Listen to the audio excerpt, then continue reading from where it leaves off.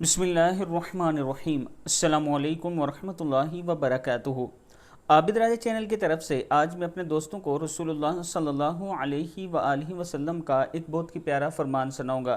نبی اکرم صلی اللہ علیہ وآلہ وسلم نے ارشاد فرمایا، جو شخص روزانہ 100 بار یہ کلمات پڑھے، لا الہ الا اللہ وحدہ لا شریک لہ لہ الملک ولہ الحمد وہو علی کل شیء قدیر، تو اسے 10 غلام آزاد کرنے کے برابر ثواب ملے گا۔ اس کے نامہ اعمال میں 100 نیکیاں لکھی جائیں گی، اس سے 100 گناہ مٹا دیے جائیں گے، اور اسے اس دن شام تک یہ کلمات اس کے لیے شیطان سے بچاؤ کا ذریعہ ہیں۔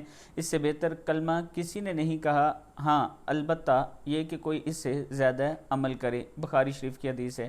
اللہ تعالی ہم سب کو رسول اللہ صلی اللہ علیہ وآلہ وسلم کے فرمان کے مطابق زندگی گزارنے کی توفیق دے۔ السلام علیکم ورحمۃ اللہ وبرکاتہ۔